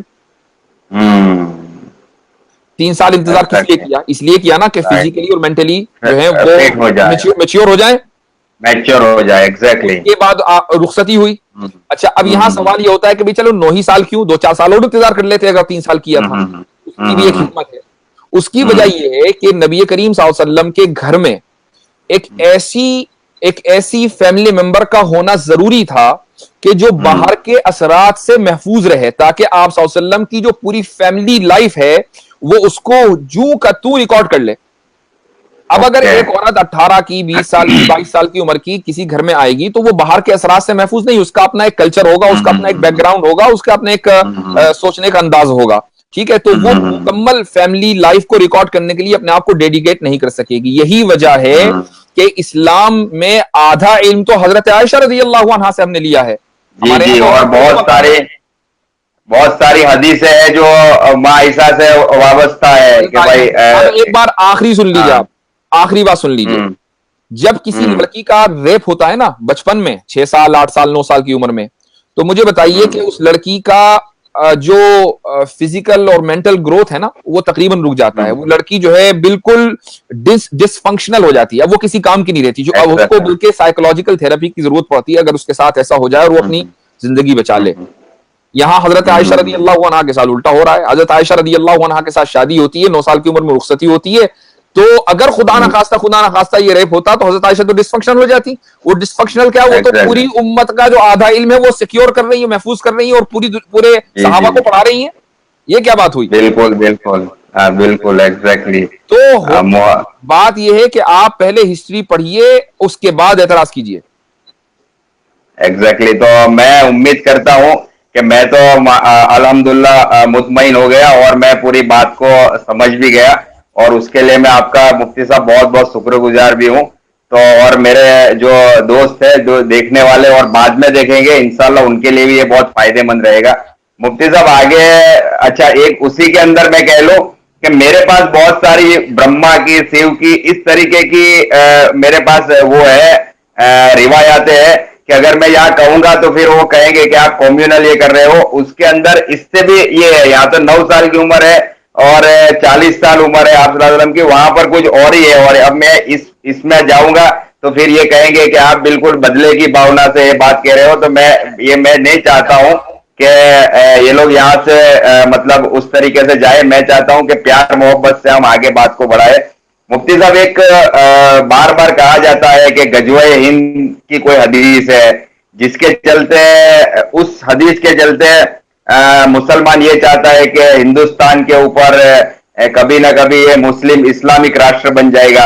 اور یہ غزوہ ہند کی میں اپنی بات کروں تو مفتی صاحب میں نے کسی بھی اسکول آف تھاٹ سے, چاہے دیوبندی ہو, بریلوی ہو, اہل حدیث ہو, سیاہ سنی, ہندوستانی کسی بھی عالم کے منہ سے نہ کسی تقریر سے میں نے اس طریقے کی وہ سنی ہو, یہ حدیث کو میں نے سنی ہو. یہ میں نے ضرور پڑوسی ملک میں ایک بندہ ہے زید حامد, اس کے منہ سے بار بار سنی ہے, باقی نہ میں نے پڑوسی ملک میں بھی کسی عالم سے اس طریقے کی بات سنی ہو. تو اس میں یہ حدیث ہے یا فیبریکیٹڈ حدیث ہے؟ اگر ہے تو پھر یہ کیوں ہے؟ مطلب اس پہ آپ تھوڑا روشنی ڈالیں۔ اس کے بارے میں بتا دوں، نمبر 1 جوکر اور زید حامد کو پاکستان میں ہی جو مسلمان ہے نا وہ اس کو کذاب کہتے ہیں، زید حامد کذاب، رائٹ، لال ٹوپی، ایگزیکٹلی، اور لال ٹوپی بناتا ہے سب کو۔ اچھا اب آپ آ جائیے غزوہ ہند کے بارے میں، ٹھیک ہے؟ غزوہ کسے کہتے ہیں؟ آپ کو معلوم ہے غزوے کی ڈیفینیشن کیا ہے؟ وار۔ اچھا ہندوستان میں کتنی وار ہوئی ہیں؟ بہت ہوئی ہے، 65 کی ہوئی ہے، سن 47 کی کارگل ہوئی ہے، کتنی 62 میں ہوئی ہے، ٹھیک ہے؟ آپ صلی اللہ علیہ وسلم اس دنیا میں تشریف لائے 1400 سال پہلے، ٹھیک ہے؟ اس 1400 سال میں کتنی وار ہو گئی؟ انگنت ہو گئی۔ اس میں بہت سی وارز ایسی ہوئی ہیں جس میں ایک طرف جو ہے ایک مسلم بادشاہ تھا تو دوسری طرف جو ہے غیر مسلم بادشاہ تھا، لیکن سولجرز دونوں طرف مکس تھے، غیر مسلم بادشاہ کی طرف جو ہے کچھ مسلم سولجرز تھے تو مسلم بادشاہ کی طرف کچھ غیر مسلم سولجرز تھے۔ اس طرح کی وارز بہت ساری بہت ہوئی ہیں ہمارے ملک کی تاریخ میں۔ تو آپ صلی اللہ علیہ وسلم نے جو پیشن گوئی کی ہے، جس طریقے سے ہر نبی کی کچھ نہ کچھ پیشن گوئیاں ہوتی ہیں، آپ کے یہاں ہندوؤں میں ایک کتاب ہے بھوشیہ پران، اس کے اندر جو ہے بہت سی پیشن گوئیاں ملتی ہیں کہ آگے جا کر یہ ہوگا، اس طرح ہوگا، فلاں ہوگا۔ تو اسی طریقے سے آپ صلی اللہ علیہ وسلم کی بہت سی احادیث جو ہیں وہ پیشن گوئی سے متعلق ہیں کہ آگے جو قیامت کا جیسے جیسے وقت قریب آئے گا تو اس طرح کی چیزیں ہوں گی۔ تو 1400 سال میں جو بڑے بڑے ایونٹس ہیں ان کا آپ صلی اللہ علیہ وسلم نے تذکرہ کیا ہے۔ ان میں ایک ایونٹ جو ہے وہ ایک وار بھی ہے کہ جو ہندوستان میں ہوگی۔ کب؟ 1400 سال پہلے آپ صلی اللہ علیہ وسلم نے پریڈکشن کیا تھا۔ اب مجھے آپ کو اور دنیا کے کسی آدمی کو یہ نہیں پتا کہ وہ وار ہو گئی یا ہوگی یا وہ ہو رہی ہے۔ کچھ لوگ کہتے ہیں کہ محمد بن قاسم نے سندھ پہ حملہ کیا تو یہ حدیث کمپلیٹ ہو گئی، اور میں کہہ رہا ہوں کہ آگے اگر ہوئی بھی تو ہندو اور مسلم مل کے لڑیں گے۔ اگر کسی نے ہمارے پہ اگر حملہ کیا اس طریقے کا، اگر وار کیا تو ہندو اور مسلم کندھے سے کندھا ملا کے لڑیں گے، جیسے 65 کی لڑی اور ویر عبد الحمید نے لڑی، جیسے اشفاق اللہ خان نے لڑی، جیسے اس طریقے سے لڑیں گے۔ والی بات جو ہے نا یہ بھی تاریخ فتح کی پھیلائی ہوئی ہے، ٹھیک ہے؟ یہ بھی تاریخ فتح کی پھیلائی ہوئی ہے۔ اس نے کہیں سے سنا کہ اچھا بھائی ایک حدیث ہے غزوہ ہند کے تعلق سے، تو اس کا اچھا یہاں تک سن لیا۔ اب اس کے بعد جو آگے کا جو جھوٹ ملاتا ہے نا وہ یہ کہتا ہے کہ اب ہندوستان میں جتنے مسلمان ہیں نا وہ سارے اس غزوہ ہند کے لیے تیاری کر رہے ہیں۔ ارے بھائی کیمپ چلاؤ، آپ ہتھیار کی ٹریننگ دو، آپ ہے نا بجرنگ دل کے کیمپ چلیں، RSS کے کیمپ چلیں، اور الزام لگے مسلمانوں کو پر۔ یہ کیا بات ہوئی؟ تو یہی کہنا چاہتا ہوں مفتی صاحب کہ میں نے ہندوستان کے کسی بھی عالم سے، چاہے وہ بڑے سے بڑا عالم ہو، چھوٹے سے عالم اور کسی بھی اسکول آف تھاٹ سے ہو، میں نے کسی بھی عالم سے نہیں سنا ہے کہ غزوہ ہند نام کی کوئی حدیث ہے۔ یہ پڑوسی ملک کی اور یہی ایکسپورٹ کی امپورٹ کی ہوئی ہے تاریخ فتح۔ یہاں تاریخ فتح کا شکریہ ادا کریں سارے کہ پورے ہندوستان کو جو ہے غزوہ ہند کی حدیث سکھا کے چلا گیا۔ کسی بھی نہ مسلمان کو پتا تھا نہ ہندو کو پتا تھا، اور ابھی کینسر سے جوجھ رہا ہے۔ اچھا مفتی صاحب ایک بہت ہی فیمس اور یہ ہمارے مسلمان بھائی کا ہی ہے، اور میرے کچھ دوست بھی ایک فزیو تھراپسٹ ڈاکٹر ہے، ان کا بھی ابھی کچھ دن پہلے ایک سوال تھا۔ شاکر سیفی ایک صاحب ہیں جو کامنٹ کر رہے ہیں کہ آپ جاوید احمد غامدی صاحب کا جواب دیکھیں۔ جاوید احمد غامدی صاحب کا جواب ایک دم ریڈیکولس ہے، اس جواب سے میں بالکل متفق نہیں ہوں۔ وہ یعنی جو ڈیٹا ہے وہ غلط ڈیٹا پیش کرتے ہیں اس جواب میں بالکل ان کو یہ نہیں کہہ رہا ہوں کہ 100% وہ غلط ہے ہر چیز میں، لیکن اس بارے میں وہ بالکل غلط ہیں، اور میں جو بات کہہ رہا ہوں وہ تحقیق کے بات کہہ رہا ہوں، مجھے ان کے جواب کا علم ہے۔ جی مقصود بھائی۔ بالکل جی مفتی صاحب، تو فرقہ واریت کے اوپر ہم آ جاتے ہیں کہ میرے دو سوال ہے، جواب ایک ہی ہوگا۔ تو وہ کہہ رہے ہیں کہ بھائی اسلام مطلب اللہ ایک ہے، رسول اللہ ایک ہے، قرآن ایک ہے، تو پھر اس جو فرقہ واریت ہے مطلب بھائی کون سا فرقہ؟ مطلب 72 ایک حدیث ہے کہ بھائی 72 فرقے ہوں گے، 73 فرقے ہوں گے، اس میں 72 مطلب جہنمی ہے، ایک جنتی ہے۔ اور کچھ ایک دو ہندو بھائی مجھے طنز کہتے ہوئے کہتے ہیں کہ ہمیں مسلمان بننا ہے لیکن ہم کس فرقے میں جائے، ہو سکتا ہے ہم جس فرقے میں جائے وہ جہنمی ہو، تو اس سے اچھا ہے ہمیں آپ ہندو ہی رہنے دو، ٹھیک ہے۔ اور مجھے خود اپنے آخرت کی فکر ہے مفتی صاحب کہ میں جس اسکول آف تھاٹ سے یا جس فرقے سے ہوں، ہو سکتا ہے میں پوری زندگی عبادت کروں، سجدے کروں، اور کل میدان محشر میں کھڑا ہو جاؤں اور اللہ تعالیٰ کہے کہ مقصود تو جس فرقے کو فالو کرتا تھا وہ فرقہ تو جہنمی ہے، تو میری تو پھر پوری زندگی کی عبادت بیکار ہو گئی، میرے نماز میرے روزے، میری زکوٰۃ، میری حج. تو مفتی صاحب اس پہ آپ کیا کہو گے؟ اس سے پہلے مجھ سے یہ سوال کئی مرتبہ کیا گیا اور میرا ایک ہی جواب ہے. اس جواب سے پہلے میں ایک چیز ضرور ایڈ کرنا چاہوں گا کہ جو ڈویژن اور فرقہ بندی لوگوں میں ہوتی ہے، یہ ڈویژن دراصل ایک انسانی نیچر ہے.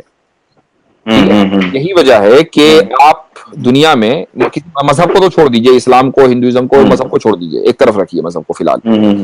کیا ہم ڈویژن کلر کی بنیاد پر، ریس کی بنیاد پر، لینگویج کی بنیاد پر، کنٹری کی بنیاد پر نہیں دیکھتے؟ جی جی جی ٹھیک ہے. آپ ایک ہی ملک میں جو نارتھ انڈیا کے لوگ ہیں، کیا وہ ایک الگ سمجھ لیجئے مینٹالٹی رکھتے ہیں، اور ساؤتھ انڈیا کے جو لوگ ہیں وہ الگ مینٹالٹی رکھتے ہیں؟ خود ہندوؤں میں کتنا ڈویژن ہے. ایک ملک کے اندر بسنے والے لوگ، امریکہ میں ایک بڑی تعداد کرسچنز کی ہے، لیکن کرسچنز میں وائٹس الگ ہیں، بلیکس الگ ہیں. تو کلر کی بنیاد پر، لینگویج کی بنیاد پر ڈویژن جو ہے ساری دنیا میں عام ہے. تو اس کھانے کی بنیاد پر ہے، ہر چیز، مطلب کوئی بھی، جب اتنے سارے لوگ ہوں گے، لباس کی بنیاد پر ہے. بالکل، تو اتنے سارے لوگ ہوں گے تو ڈویژن ہو گئی. ایک انسانی نیچر ہے.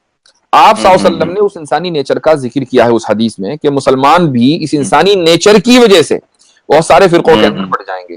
حالانکہ ان کو بٹنا نہیں چاہیے. یہ مطلب نہیں کہ آپ صلی اللہ علیہ وسلم نے انکریج کیا کہ بڑھ جاؤ.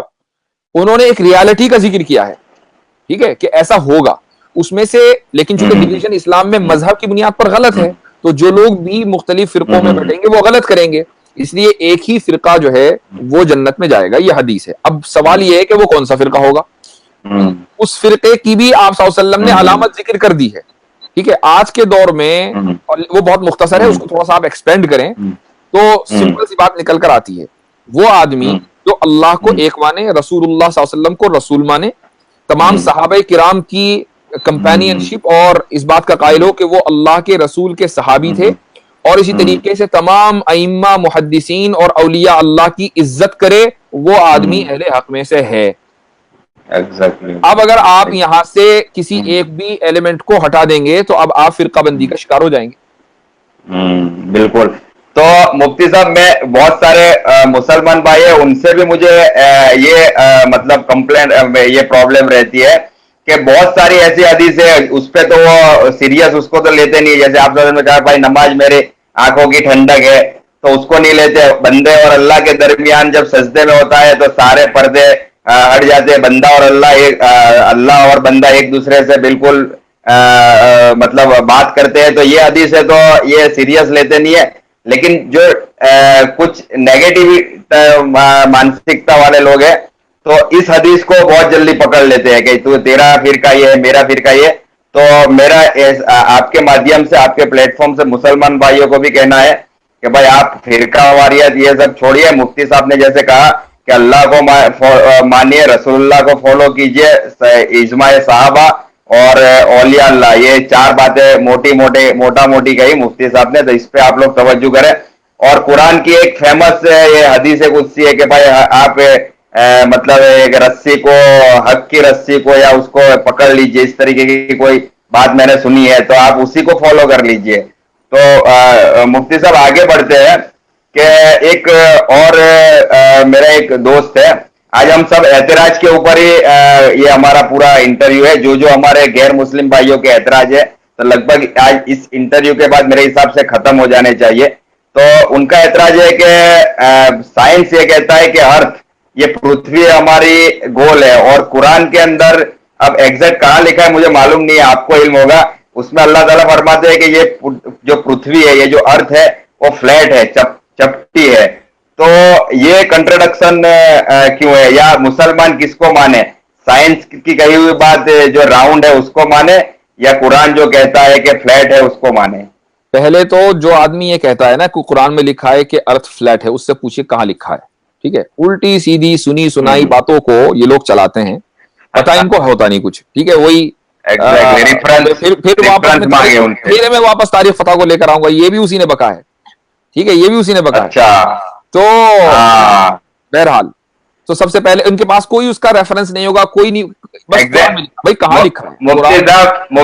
مفتی صاحب یہ ایک منٹ آپ کو روکوں گا. یہ جس بندے کا اعتراض ہے نا، یہ آپ نے ایک دم صحیح پکڑے کہ وہ بندہ طارق فتح کا چیلا ہے. طارق فتح کی کتابیں پڑھتا رہتا ہے امیزون سے منگا کے، اور اسی کا یہ اعتراض تھا. ایک دم آپ بالکل رائٹ گئے. اب آگے آپ فرمائیے. اللہ تعالیٰ کی میرے اوپر ایک عنایت ہے، وہ یہ کہ جب سامنے والا اعتراض کرتا ہے نا تو مجھے اکثر یہ پتا چل جاتا ہے کہ اس نے کہاں دیکھا ہے. یہ اللہ تعالیٰ کی ایک عنایت ہے، میں شکر گزار ہوں. سبحان اللہ سبحان اللہ سبحان اللہ. اب میں آپ کو بتاتا ہوں قرآن کریم، سب سے پہلے تو بنیادی فرق یہ سمجھ لیجئے کہ قرآن سائنس کی کتاب نہیں ہے. ٹھیک ہے، قرآن ہمیں سائنس سکھانے کے لیے نہیں آیا، قرآن ہمیں ہدایت دینے کے لیے آیا ہے. ہاں، قرآن میں کوئی بات ایسی نہیں ہوگی جو سائنٹیفک فیکٹ کے خلاف ہوگی. سائنٹیفک تھیوری کے خلاف ہو سکتی ہے. کیوں؟ اس لیے کہ تھیوری آئی ہے بدلنے کے لیے. آج ایک تھیوری ہے، کل دوسری تھیوری ہے. تو قرآن کسی تھیوری کا ساتھ نہیں دے گا. جب وہ تھیوری ہو کر فیکٹ بن گئی، اب آپ اس کو قرآن سے میچ کر لیجئے، قرآن کے خلاف نہیں، قرآن اس کے خلاف نہیں جا سکتا، کیونکہ قرآن میں سب فیکٹس ہیں. ایگزیکٹلی. اب آ جائیے اس بات کے اوپر کہ ارتھ جو ہے وہ ہماری فلیٹ ہے. قرآن میں کیا کہا گیا کہ وہ راؤنڈ ہے. اس میں سورہ رحمان سب جانتے ہیں، سورہ رحمان بہت مشہور سورت ہے قرآن کی. اس میں ایک آیت آئی ہے، یا معشر الجن والانس ان استطعتم ان تنفذوا من اقطار السماوات والارض فانفذوا، کہ اے جن اور انسان، اگر تم، اس کا انگریزی ترجمہ جو لوگ انگریزی سمجھتے ہیں ان کے لیے بھی کر دوں، if you want to escape from Allah من اقطار السماوات والارض، from the diameters of heavens and earth. ڈائمیٹرز کا لفظ استعمال ہوا ہے کہ اگر تم آسمانوں اور زمینوں کے ڈائمیٹر سے بھاگنا چاہو تو بھاگ کے دکھا دو. رائٹ. اچھا، ایک چھوٹی سی معمولی سی نالج رکھنے والا انسان ہے نا، جس نے انٹر بھی پاس کر رکھا ہوگا نا، وہ یہ مانتا ہے کہ ڈائمیٹرز جو ہے نا وہ کس چیز کی پراپرٹیز ہوتی ہیں مقصود بھائی؟ میجرمنٹ. راؤنڈ شیپ، راؤنڈ اوڈی آؤٹر ڈایا ناپنے کے لیے. اگر آپ فلیٹ کریں گے نا تو اس کی ڈائمیٹرز، اس کی پراپرٹیز. قرآن میں لفظ اقطار آیا ہے جس کا ترجمہ ہے ڈائمیٹرز. ایگزیکٹلی. تو ڈایامیٹر ایگزیکٹلی اوڈی اس کے ناپنے کے لیے. تو ڈیفینیٹلی تو چپٹی تو ہو ہی نہیں سکتی. اوڈی تو راؤنڈ چیز کی، اوڈی راؤنڈ چیز کی ناپا جاتا ہے. میں مفتی صاحب بائی پروفیشن میکینیکل انجینئر ہوں، تو میں نے تو جب بھی کسی بھی چیز کو ڈایامیٹر سے ناپا ہے اس کو، یا ڈائل گیج سے، تو وہ راؤنڈ چیز ہی ہے. چاہے پھر بیرنگ کا چھرا لے لو آپ، یا کسی چکر لے لو گیئر کا، یا پولی لے لو موٹر کی، یہ ساری چیزیں تو راؤنڈ ہی ہے جو ڈایامیٹر سے ہم نے ناپا ہے. تو ایگزیکٹلی یہاں پر آپ کی بات کو میں اب یہ لوگ کہاں سے لیتے ہیں؟ ایک قرآن میں ایک آیت آئی ہے جو جس کے الفاظ ہیں وَالْأَرْضَ مَدَدْنَاهَا، کہ ہم نے زمین کو اسٹریچ کیا، اسپریڈ آؤٹ کیا. ٹھیک ہے، یہ اس کا ترجمہ ہے، اسپریڈ آؤٹ کیا. تو جب زمین بنی، آپ سائنس سے پوچھ لیجئے، جب زمین بنی تو ایک بہت چھوٹے حصے کے اوپر خشکی آئی اور اس کے بعد وہ پھیلتی چلی گئی. یہ دراصل اس آیت کا ترجمہ ہے. اس کا مطلب یہ نہیں کہ ہم نے زمین کو فلیٹ بنایا. جو لوگ نہ عربی جانتے نہ انگریزی جانتے، اس کا ترجمہ کر دیتے ہیں کہ ہم نے زمین کو فلیٹ بنایا، اس کے بعد کہتے ہیں دیکھو قرآن نے کہا کہ زمین فلیٹ ہے. دراصل ان کا دماغ فلیٹ ہے. بالکل صحیح بات ہے. اور دوسرا مفتی صاحب، ابھی یہ بگ بینگ تھیوری ابھی آئی کہ جس میں سے پتا چلا کہ بھائی یہ جو پورا جو برہمانڈ ہے وہ ایک پارٹیکل سے بنا ہوا ہے، ایک مطلب کण سے بنا ہوا ہے. اور میں نے قرآن میں کسی آیت کا ترجمہ، اس میں اللہ تعالیٰ فرماتے ہیں کہ ہم نے جروں کو اکٹھا کیا، پھر اس میں سے ہم نے دھرتی کو بنائی، پھر ہم نے سورج بنایا، پھر ہم نے آسمان کو بنایا، پھر یہ گیلیکسی، مطلب سبھی چیز کا ذکر ہے. تو قرآن نے تو اتنے سال پہلے کہہ دیا، اور آج یہ بگ بینگ تھیوری کہہ رہی ہے کہ یہ پارٹیکل سے بنا ہوا ہے، کण سے بنا ہوا ہے. اور دوسرا کہ مفتی صاحب آپ نے جیسے کہا کہ آپ نے جو بات کہی نا اس میں ایک چیز ایڈ کرنا چاہوں گا. جو ڈارونسٹ ہے نا وہ یہ کہتے ہیں کہ جو کائنات بنی ہے وہ ایک پارٹیکل سے بنی ہے. اب ان سے پوچھیں آپ وہ پارٹیکل کہاں سے آیا، وہ کہتے ہیں وہ پارٹیکل پانی میں ہوا تھا. پہلے پانی تھا، اس کے اندر جو ہے وہ ایک پارٹیکل بنا، اور اس کے بعد پھر وہ ایک سیل بنا، اور اس کے بعد ملٹی سیلز کے اندر وہ تبدیل ہو گیا. اس کے بعد ملٹی سیلز جو ہے پھر یہ کائنات بنتی چلی گئی. ٹھیک ہے، وہ یہ کہتے ہیں، ڈارونسٹ یہ کہتے ہیں. اچھا، وہ پہلا جو سیل تھا وہ کہاں بنا؟ پانی میں. ٹھیک ہے، اب ان سے پوچھے کہ بھائی آپ تو قرآن کی تائید کر رہے ہو، حالانکہ ہمیں ان کی تائید کی کوئی ضرورت نہیں ہے. اللہ تعالیٰ نے قرآن میں یہ کہا ہے کہ ہم نے ہر چیز کو پانی سے پیدا کیا. اچھا، ایگزیکٹلی. تو بے شک وہ سائنس کی تو ہر بات ایک تھیوری آتی ہے تو پرانی تھیوری غلط ہو جاتی ہے کہ نہیں اب یہ تھیوری صحیح ہے، پھر آتی ہے نہیں وہ انوینشن غلط تھا، اب یہ ریفارم ہے یا اس کے اندر کریکشن ہے. ٹھیک ہے. اب ڈاروین کی جو تھیوری آف ریولیوشن ہے, ٹھیک ہے, اس کو تو مانتے ہیں کہ بندر, ہم لوگ سب پہلے بندر تھے, لیکن میں گجرات سورت میں رہتا ہوں مفتی صاحب, میں بچہ تھا 10 سال کا, تب سے میں وہ ایک بندر کو دیکھ رہا ہوں, آج تک وہ انسان نہیں بنا ہے. تو کیا میں ڈاروین کی جو تھیوری آف ریولیوشن ہے اس کو نکار دوں؟ تو اگر آپ اس طریقے سے ترک دو گے تو ہم ایسے ترک دیں گے.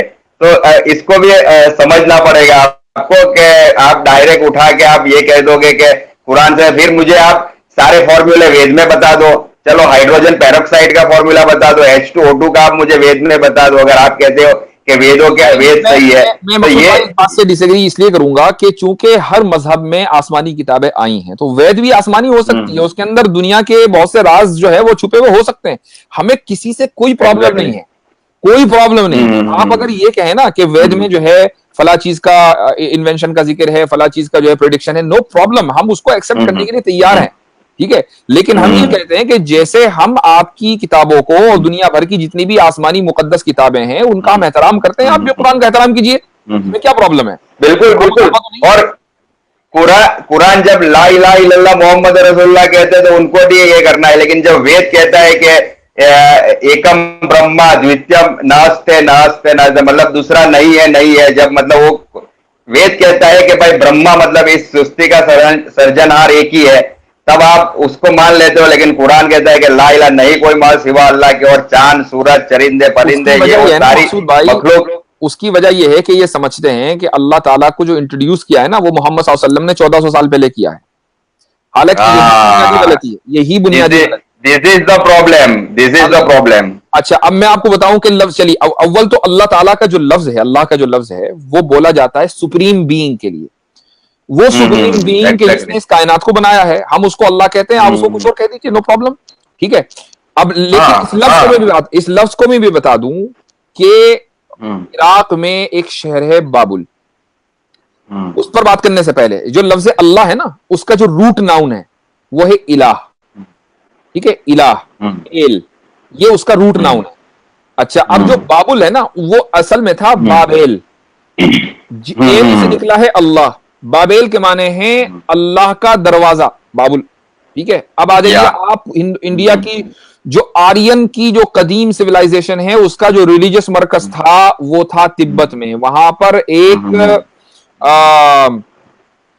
شہر کا نام تھا لاہ سہ, ٹھیک ہے. اس کا جو ترجمہ ہے نا لاہ, اسی سے بنا اللہ, اس کا ترجمہ پتا کیا ہے؟ بیت اللہ, اللہ کا گھر, ٹھیک ہے. کا مطلب یہ کہ جو اللہ جو ہے وہ مختلف فارمز میں مختلف لینگویجز میں پہلے سے موجود ہے, عربی کے علاوہ اور بھی مختلف زبانوں کے اندر جو ہے لفظ اللہ ملتا ہے. یہ تو اس صورت میں ہے کہ اگر آپ یہ کہیں کہ نہیں, ہم یہ کہتے ہیں کہ اللہ نام ہے سپریم بینگ کا, آپ سپریم بینگ کو کسی بھی نام سے پکارو, خود قرآن نے کہا کہ اللہ تعالیٰ کے خوبصورت نام ہے, کسی بھی نام سے پکارو.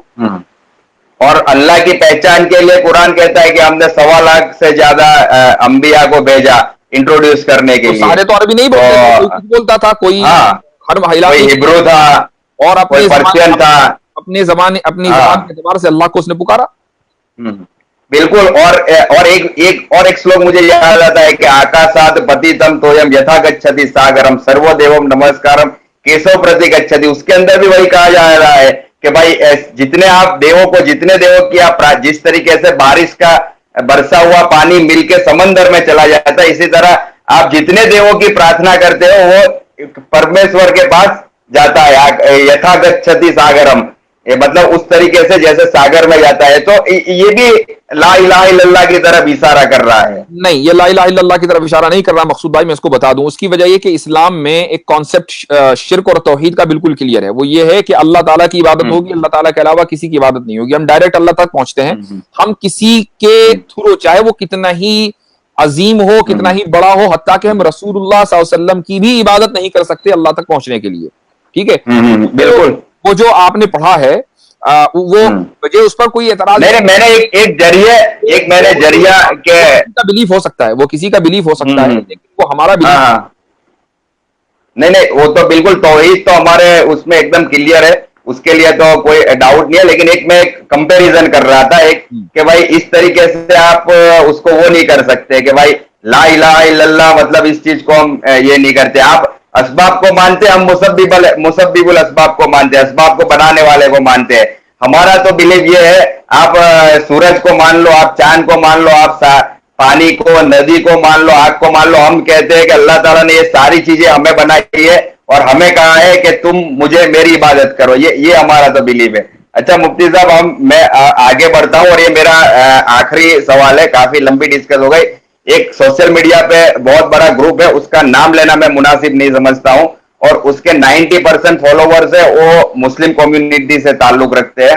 تو ان کے جو مکھیا ہے, انہوں نے ایک دن کہا کہ ارے بابا, دارو پیو, مرغا کھاؤ, گرل فرینڈ پٹاؤ اور آرام سے کام دھندا کرو, کیا لگا کے رکھا ہے. بولے کس نے دیکھا ہے مرنے کے بعد کہ جنت ہے جہنم؟ تمہارے رشتہ دار کا کسی کا فون آیا تھا کیا وہاں سے کہ میں ابھی سورگ میں ہوں, نرک میں ہوں؟ اور انہوں نے ابھی ایک لیٹسٹ میں یہ بھی کہہ دیا, مطلب دوسرا میرا سوال بھی لیا, آپ کو میں جوڑ دیتا ہوں کہ بھائی سعودی عرب کے اندر جو ریپسٹ کے لیے جو سزا ہے, سزائے موت, تو اسلام میں اس طرح کوئی کانسیپٹ نہیں ہے, اور ویکیپیڈیا سے انہوں نے بتایا بھی کہ سعودی میں ایسا نہیں ہے. تو آپ مجھے پہلے سوال کا جواب دیجئے کہ بھائی پورا سورگ میں سے کسی کا فون نہیں آیا, تو کیا ہم جو ہمارا ایمان ہے کہ لائف آفٹر ڈیتھ, کیا اس کو نہ مانے ہم؟ یا کچھ لوگ اس کے طرف متاثر ہوئے ہوں گے, تب 2000 آدمی دیکھتے ہیں. اگر دو نے بھی یہ مانا ہے تو بے شک ہمارے لیے پھر وہ فکر مندی کی بات ہے. تو آپ اس پہ تھوڑا روشنی ڈالیں. بھائی دیکھیے, ایسا ہے کہ اس طرح کے جو اسٹیٹمنٹس ہیں نا, یہ دو طرح کے آدمی بناتے ہیں. ایک تو وہ آدمی جو بالکل جاہل ہے, اس کو کچھ نہیں پتا, ٹھیک ہے, ایک دم ایبسولوٹ اگنورینٹ. ایک تو وہ آدمی کہے گا اس طرح کی بات, یا وہ آدمی کہ جس کو نشہ چڑھا ہوا ہو, وہ پڑھا لکھا تو ہے لیکن نشے میں ہے. اب ظاہر ہے جب نشے میں ہوگا تو وہ یہی تو بات کرے گا, بھائی شراب پیو, چکن کھاؤ, اور who knows کے آگے کیا ہوگا. جب نشہ اترے گا تو پھر وہ صحیح بات کرنے لگے گا, کیونکہ اب اس کے پاس نالج ہے. تو یہ دو طرح کے لوگ ہیں جو اس طرح کے دیتے ہیں. مجھے نہیں پتا کہ آپ کس کی بات کر رہے ہیں, میں کسی پرٹیکولر آدمی کی بات نہیں کر رہا ہوں. میں ایک بات کر رہا ہوں کہ جو بھی اسٹیٹمنٹ دے گا وہ یا تو یہ ہوگا یا دوسرا ہوگا, ٹھیک ہے. تو اس لیے اس پر کیا بحث کر کے فائدہ. اور آپ نے مجھے بتایا کہ مجھے حیرت ہے کہ 90% فالوورز جو ہیں اس کے وہ لوگ ہیں کہ جو اسلام میں اور اسلام میں یقین رکھتے ہیں, ایمان رکھتے ہیں. تو ان کو چاہیے کہ اس کو انفالو کریں. بھائی ایسا آدمی جو اس طرح کی بات آپ سے کر رہا ہے, کیوں آپ اس کے پیچھے پڑے ہوئے ہیں؟ ٹھیک ہے, وہ جو بھی ہو. ایک بات تو یہ ہے. دوسری بات آپ نے کیا کہی تھی, دوسرا سوال آپ کا تھا سعودی عرب کے دوسرا انہوں نے کہا کہ ریپ کے اوپر سعودی عرب میں ڈیتھ پینلٹی والا, مطلب اس طریقے کا کوئی قانون نہیں ہے, اور ویکیپیڈیا سے کچھ اسے لیپ ٹاپ میں مطلب انہوں نے کر کے دکھایا. تو بھائی ہمیں سے کیا پڑتا ہے, نہ ہو. سعودی عرب میں کیا قانون کا ہونا ضروری ہے؟ ہمیں مطلب سعودی عرب سے نہیں ہے, ہمیں مطلب شریعت سے, ہمیں مطلب اسلام سے ہے. اب اگر کوئی چیز سعودی عرب میں غلط ہو رہی ہے تو اس کا مطلب یہ کوئی ہے کہ وہ اسلام کی غلطی ہے یا اسلام اس کا ذمہ دار ہے. بالکل بالکل بھائی. ریپ کے لیے سعودی عرب ایک کنٹری ہے, جس طریقے سے دنیا میں 200 کے قریب دوسری کنٹریز ہیں, ٹھیک ہے, 50 سے زیادہ مسلم کنٹریز. تو اگر کسی ایک مسلم کنٹری میں کوئی قانون غلط ہے جو لوگوں نے غلط بنا دیا ہے, تو اس کا مطلب یہ نہیں کہ اسلام ذمہ دار ہے.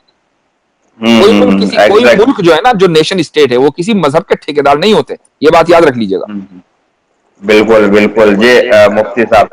تو مفتی صاحب آپ کا بہت بہت شکریہ کہ آپ نے میرے جتنے سوال تھے میرے ہندو بھائیوں کے جو اعتراض کے روپ میں تھے, اور آپ نے الحمدللہ بہت اچھی طریقے سے آپ نے اس کے اوپر جواب دیا. اور ابھی مفتی صاحب ایک جب سے جیو آ گیا ہے نا ہندوستان میں, تو بے روزگاروں کی ایک سمجھ لو کہ ایک فوج تیار ہو گئی ہے, مجھے تو ایسے لگ رہا ہے. اور جو بھی مطلب ایک فیشن بن گئی ہے کہ کوئی بھی سائنس اور ٹیکنالوجی پہ بات نہیں کر رہا ہے. جو بھی بندہ آتا ہے جسے لائیو بنانا آ گیا, یا سمجھ لو کہ تھوڑا لائیو کے بٹن کو جان گئے, یا تھوڑا بولنا, تو وہ سیدھا آ کے منہ اٹھا کے اسلام کے اوپر بولنا شروع کر دیتا ہے. یا دو چار باتیں گوگل سے لے لی, تو کوئی گوگل تو کوئی گوسپل ٹروتھ یا مطلب کوئی بھگوان کی وانی یا کوئی اللہ کی وانی تو ہے نہیں. گوگل پہ بھی جو ڈیٹا ڈالے وہ ہم نے ہی ڈالے ہیں. مطلب مقصود بھائی ایک بات کہتا ہوں, اور اس کے بعد اس آج کے سیشن کو ختم کرتے ہیں, چونکہ بات بھی بہت لمبی ہو گئی. یاد رکھیے گا, جو درخت پھل دیتا ہے اور جس درخت کے اوپر پھل لگے ہوئے ہوں, پتھر اسی کو پڑتا ہے. एग्जैक्टली। तो मैं तो कहता हूँ मुफ्ती साहब, मुसलमान बहुत ही सब्र कर रहा है। आप मुझे पूरे सोशल मीडिया के ऊपर आपके ये जितने दर्शक देख रहे हैं, चैलेंज करके कहता हूँ कि एक भी मुसलमान आप मुझे बता दो जो किसी लाइव में आकर और मतलब किसी और के खुदा को, किसी और के पैगंबर को चैलेंज कर रहा हो, या उसके बारे में उल्टी सीधी बात कर रहा हो, या गालियां दे रहा हो। आपको एक मुस्लिम नहीं मिलेगा। और मैं आपको ऐसे कितने, मैं आपको गैर मुस्लिम बता दूंगा, और इतनी गंदी गंदी बातें कर रहे हैं। तो मैं बेशक हम लोग तो इन्नल्लाह मस साबिरीन वाली चीज को मानते हैं कि बेशक सबर वो करने वाले के साथ अल्लाह है। मैंने कहा ना कि जब जो दरख्त फल देता है और जिस तरफ दरख्त पर फल लगे हुए हों, तो जो गली मोहल्लों के फालतू बच्चे होते हैं तो जाहिर है उसी पर तो पत्थर मारेंगे। तो ठीक है, बेशक। और हो सकता है और कि एक मुफ्ती आध फल साहब, नीचे गिर जाए, हो सकता है एक आध फल नीचे गिर जाए, उनका फायदा हो जाए। फायदा हो जाए। चलिए। और मुफ्ती साहब, आखिरी बात छोटी ये कह दो कि मुझे बहुत सारे दोस्त फिक्रमंद कहते हैं, यार ऐसे वो ऐसे बोल रहा है, वैसे बोल रहा है, ऐसे। तो फोन करके मैसेंजर व्हाट्सएप, तो मैं उन्हें यही कहता हूं कि कारून, हामान, उबे बिन खल्फ कितने ताकतवर आदमी थे। उनके पास खजानों की चाबियां ऊंटों पे लदी रहती थी। वो इस्लाम का कुछ बिगाड़ नहीं पाए, तो ऐसे लोग क्या बिगाड़ेंगे जो पेटीएम के पैसों पे पलते हैं, जो दारू भी पेटीएम के पैसों से, जो मुर्गा भी पेटीएम के पैसों से खाते हैं। भोले वाले मुसलमानों को बरगला कर, पेटीएम मंगवा कर, जो गाड़ी के अंदर लाइव, मतलब उनकी बातें इतनी खराब होती है। मुफ्ती साहब, आप अपने घर में बैठे हो, आपकी फैमिली हो सकता है बाजू के कमरे में होगी, मैं अपने घर में बैठा हूं, मेरी फैमिली बाजू कमरे में, तो हम ऐसी बातें कर रहे हैं कि हमारी फैमिली को भी वो सूट करती है। वो ऐसी बातें करते हैं कि उनकी फैमिली को सूट नहीं होती, इसलिए उनको फोर व्हील में जाके बनानी पड़ती है, समझ रहे हो? क्योंकि वो इतनी ऐसी बात कहते हैं कि उसकी बीवी भी हो सकता है उससे सहमत ना हो, या उसके माँ और बाप भी सहमत ना हो, इसलिए वो फोर व्हील में जाके वो बनाता है। और ऐसे लोग हमारा जो आके बकेजी करते हैं। जब पॉलिटिकल पार्टियां आपके संस्कार, आपको संस्कार सिखाएंगी, तो फिर ऐसे ही संस्कार निकलेंगे। चलिए, बहुत बहुत और इंशाल्लाह फिर अगली मरतबा बिल्कुल, और सवालों के लिए। अगली मर्तबा इंशाल्लाह करेंगे। और मुफ्ती साहब, आपका बहुत बहुत शुक्रिया, और आप जुड़े, और इंशाल्लाह बाकी जो सवाल मेरे रह गए वो हम अगली नशिस्त के अंदर पूरे करेंगे। चलिए, बहुत बहुत ठीक है, शुक्रिया, चलो, जज़ाकुमुल्लाह। अल्लाह हाफिज।